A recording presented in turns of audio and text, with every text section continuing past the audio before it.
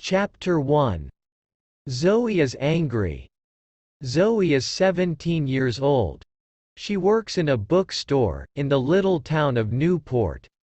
Zoe likes books and she likes her work.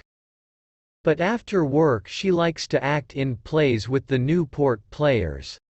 The Newport Players do 6 plays every year, and Zoe is in most of them. Some plays are exciting, and some plays are famous. This week, the play is Romeo and Juliet by William Shakespeare. A lot of people are coming to see it, Zoe thinks. I must act well. Mike is 18 years old. He is a student at Newport College and he likes writing. One day he wants to write plays for the theater and for television. One day I want to be famous, he thinks. Newport has a newspaper. The Newport Weekly News is its name, and Mike's Aunt Peggy is the editor. One morning, she phones Mike. "Do you want to write a review of Romeo and Juliet for the newspaper, Mike?" She asks him. "The Newport Players are doing the play tonight at the Little Theater." "Yes, please, Aunt Peggy," Mike says. "Thanks for asking me." That evening, he goes to Newport's Little Theater to see the play. Mike goes into the theater and sits at the front. He gets out his notebook and pen, ready to write notes for his review. There are a lot of people in the audience. 5 minutes later, the play begins. Zoe acts the part of Juliet's mother. She knows all her words and speaks them well. Mike is watching her. She's very pretty and she's doing her best, he thinks. But it's not easy to act the part of an older woman. She's only 16 or 17 years old, and we all know it. He begins to write in his notebook. 2 hours later, the play ends and the audience leaves the theater. Mike goes home and writes his review for the newspaper. He doesn't feel very happy. It was a good play, but what can I say about the girl acting the part of Juliet's mother? He thinks. I want to be kind but I must be honest, too. At the bookstore on Friday, Zoe reads Mike's review of the play in the Newport Weekly News. Zoe is angry. She looks at the name under the review, Mike Morrison. Who is this Mike Morrison? She thinks. What does he know about acting? Chapter 2. Zoe has an idea. On Tuesday evening the next week, Zoe and her friend Annie are drinking coffee in the Newport Cafe. Annie is a student at Newport College and sometimes in the evenings she and Zoe meet at the cafe. Suddenly, Zoe sees a boy sitting at a table across the room. "Who's that boy?" she asks Annie. Annie laughs. "Do you like him? He has a nice face," she says. "His name's Mike. I often see him at the college." "Mike?" Zoe says. "Mike who?" "Mike Morrison," Annie says. "That's Mike Morrison," Zoe says. She is furious. "Yes, why?" Annie asks. "He writes reviews for the Newport Weekly News," Zoe says. "That's right," Annie says. "His aunt is the editor." Oh. She stops suddenly and looks at Zoe. "The review of Romeo and Juliet, right?" Zoe says. "Do you remember it?" Zoe Baker acts the part of Juliet's mother. She has a pretty face and she speaks her words well. But she is a young girl in an older furious very woman's costume, and we all know it. Nice face or no nice face, I hate him." Annie laughs. "Okay, go and tell him," she says. "Go and say, I hate you, Mike Morrison. You write stupid reviews for the newspaper. Go on." But Zoe isn't laughing. "Yes, all right. she says furiously, and she begins to get up from her chair. Then she stops, suddenly. What's wrong? Annie asks. Are you afraid? No, Zoe says. I have a better idea. Does he come into this cafe often? Every Tuesday and Thursday evening, I think, Annie says.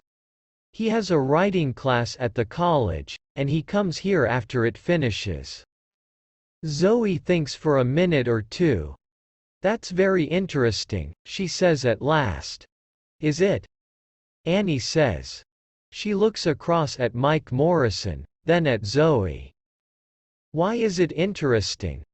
What are you thinking of doing? Tell me, am I a good actress? Zoe asks. Yes, you are, Annie says. But, okay, Zoe says. I'm a good actress and I want to prove it to Mr. Mike Nice Face Morrison. How do you want to do that? Annie asks.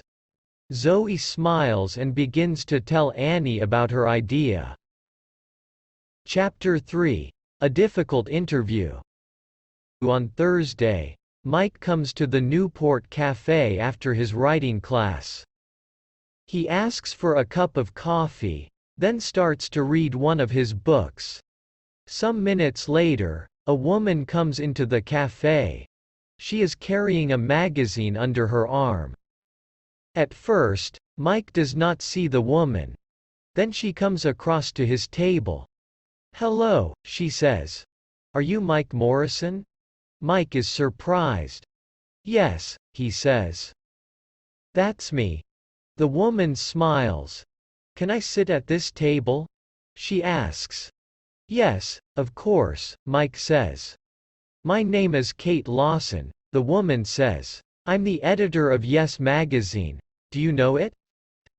She sits down and puts the magazine on the table in front of Mike. Yes, I know it, Mike says. It's a magazine about famous people. That's right, Kate says. Do you want to write something for it? Can you do an interview for me? An interview? Mike says, surprised. Why are you asking me? You sometimes write theater reviews for the Newport Weekly newspaper, she says. Is that right? Yes, I do, he says. I want to write plays one day, and… Well, do this interview for my magazine then, she says. It's with a famous playwright. He lives in Newport. Todd Marin is the only famous playwright in Newport, Mike says. He lives quietly and doesn't go out very often. And he's famous for not talking to reporters from gossip magazines. He throws them out of his house. Kate laughs. Are you afraid? She says. Good reporters aren't afraid to do difficult interviews. You want to write plays, don't you? Well, perhaps he can tell you something about playwriting. Mike thinks, she's right. Perhaps I can learn something from Todd Marin. Okay, he says. When can I do it? Tomorrow morning, Kate says. You must tell Marin. This interview is for Yes Magazine. But tell him after you get into the house. Okay. Okay, Mike says. Chapter 4. Todd Marin's house. Later that evening, Zoe is speaking to Annie on the phone. So I say to him, I'm the editor of Yes Magazine, and can you interview Todd Marin? Zoe tells Annie. Todd Marin. Annie says. But he throws gossip magazine reporters out of his house. I know. Zoe says, laughing. And I want to stand outside his house and watch Todd Marin throw Mike Morrison out. The next morning, Mike goes to Todd Marin's house. It is a big house, and there are lots of bushes and tall trees in front of it.